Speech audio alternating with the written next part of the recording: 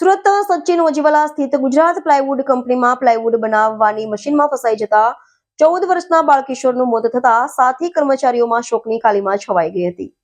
Police પાસેથી મળતી માહિતી અનુસાર કિશોર પ્લાયવુડ સીટ બનાવવા માટેની હાઈપ્રેસ મશીન પાસે કામ કરી રહ્યો હતો. કામ દરમિયાન અચાનક તેનો હાથ મશીનમાં આવી જતા તે સંપૂર્ણ રીતે મશીનમાં ખેંચાઈ ગયો. અવાજ સાંભળીને અન્ય કારીગરો દોડીને આવ્યા અને તરત જ મશીન બંધ કરી બાળકને બહાર કાઢવાનો પ્રયાસ કર્યો, પરંતુ ત્યાં જ તેનું મોત થયું. પરિવારમાં એકમાત્ર કમાણીનો આધાર બનેલા આ કિશોરે ઘરની આર્થિક તંગીના કારણે બાળુમરે જ મજૂરી કરવાની ફરજ પડી હતી. પરિવાર પર આ અચાનક આઘાત તૂટી પડતા શોકની છાયા છવાઈ ગઈ છે. કિશોર નાબાલિગ હોવા છતાં ફેક્ટરીમાં મજૂરી કરાવવામાં આવી રહ્યું હતું તેવું પ્રાથમિક તપાસમાં સામે આવ્યું છે. ઘટનાની જાણ થતાં સચિન પોલીસ સ્થળ પર પહોંચી હતી અને ગુનો નોંધી વધુ કાર્યવાહી શરૂ કરી છે.